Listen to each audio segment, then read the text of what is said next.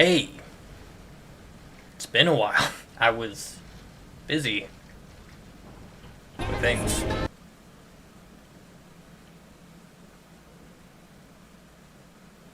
Give me a minute. Alright. Much better. Alright, let's talk about this. So, we got the title review for Godzilla Kong 3, that being Godzilla X Kong Supernova. So I got a couple of things here that we should probably talk about. Starting with number one, Supernova. So when I saw the title reveal, the one thing that first cropped up on my mind was Godzilla's new evolved state, specifically the clip where he does the spiral ray against Scar King. But then, right after that, went to space, because supernova is the state of a star, which we'll talk more about in a bit. Thus, the theory of Space Godzilla potentially showing up is kind of cropping up. But yeah, let's start with supernova. So, what is supernova? Well, according to Wikipedia, a supernova is a powerful luminous explosion of a star. A supernova occurs during the last evolutionary stages of a massive star, or when a white dwarf is triggered into a runaway nuclear fusion, or that might be fission. The original object, called the progenitor, either collapses to a neutron star, black hole, or is completely destroyed to form a diffuse nebula. The peak optical luminosity of a supernova can be comparable to that of the entire galaxy, before fading over several weeks or months. If I'm right about Godzilla being the supernova, is he gonna die? Alright, so, yeah.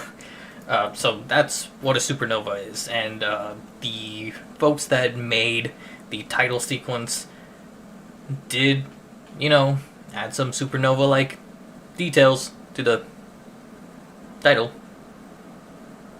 Okay, let's talk about Space Godzilla now. So before we talk about Space Godzilla, I would like to give a personal apology to all the Space Godzilla fans for doubting you. And so Space Godzilla was a monster that originally showed up in the 1994 film Godzilla vs. Space Godzilla, which you hope that was the case. And the way that Space Godzilla came to be is when Godzilla cells, either being transported through Biollante ascending or Mothra going into space, managed to make its way into the cosmos, go into a black hole, experience a series of star explosions, and instead of the cells doing what cells should do in the vacuum of space, which is pretty much die, instead those cells from Godzilla mutated and turned into its own monster, that being Space Godzilla. And then Space Godzilla would proceed to both A, kidnap Godzilla's son, B, beat Godzilla to a pulp twice, and C, everywhere Space Godzilla would go, he would propagate these crystals from appearing, similar to his dorsal plates and the two major crystals on his shoulders. Space Godzilla showing up in the Monsterverse was the last thing on my bingo card, so yeah, no, it was seriously, I really thought this was going to be a long shot, and it turns out it's going to be more probable than I thought. Okay, so let's talk about the footage that we actually see in the teaser. So first off, we have this news broadcast scene that shows us that both Rio and Cairo managed to rebuild. And from the looks of it, Cairo might even be implementing some Hollow Earth technology when it comes to the reconstruction of the pyramids, because the pyramids look very different from the regular pyramids. Then we have this next shot. Right off the bat, we see a picture of Stan Neill on the desk.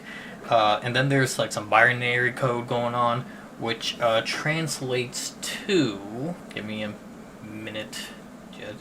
Godzilla Kong, watch this space. And personal thanks to... She watches the Monsterverse? No, I'm just... Maybe Godzilla's not that niche after all. Anyways, there's been a couple of mistakes with the binary code, because sometimes when people translate it, some of the words get switched around, so instead of it saying Godzilla Kong, watch this space, it would say watch this space, Godzilla Kong. And because space and Godzilla are right next to each other, they thought Space Godzilla. Alright, so next up we have some of the files on screen. One of them saying Unknown Titan, which, yeah, and then, attached to the binary code, it's actually part of an incident report, and it's actually being propagated by this call that's happening in Sedona, Arizona. Now I'll leave up on the screen the closest outposts to Sedona, Arizona.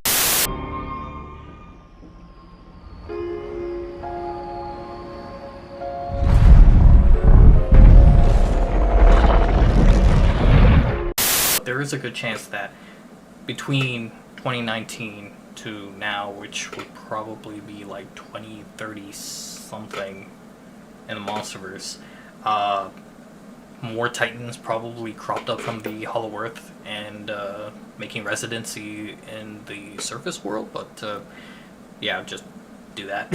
Also, there is a phone number that you can call that will take you to a call center. Special thanks to the Kaiju Kingdom podcast for providing this. And then finally, we have, a little bit of banter between, whoever owns this desktop and someone else talking about call service job, which, okay, alright. And then right underneath it, we have a notepad with a collection of names. Those names specifically being Trapper, Eileen Andrews, Helen Hampton? Oh no, did I get that wrong? Helen Hampton, Rick Stanton, and Jay Jorgensen, I think. So, some of these names are actually kind of prevalent, especially if you catch up with not only the films, but the greater Monsterverse lore beyond just the movies and shows. So first off, reoccurring characters. We have Trapper and Eileen Andrews, who were in the previous film, that being Godzilla X Kong: The New Empire. Helen Hampton, which a couple of people probably wouldn't know, but I'm pretty sure this is Director Hampton, who also appeared in Godzilla X Kong: The New Empire. Then we have Rick Stanton. Very interesting, because Rick Stanton is... Damn, what was it? Wait a minute. Was Bradley Whitford's character from Godzilla King of the Monsters, a character that we haven't seen since 2019. So it's nice to see that he's returning. And probably one of the most interesting names in this list has to be Jay Jorgensen. I hope Notepad did not mess this up. Oh my god. Okay, yeah, it is Jay Jorgensen, who apparently appears in the new Monsterverse graphic novel featuring the attempt from Monarch to reclaim Tiamat's home after Godzilla wrecked Tiamat and then wrecked her home and then went away. And Dangerville has a lot of videos on this talking about how zombie titans might be coming to the Monsterverse, but I'm not really going to comment on that.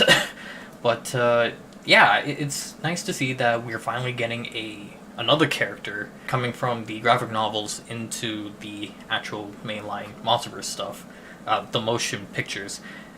Granted, does this confirm that the graphic novels are canon or not? Well, we should probably remember that Shaw, the character from Monarch Legacy of Monsters, actually first appeared in Godzilla Awakening.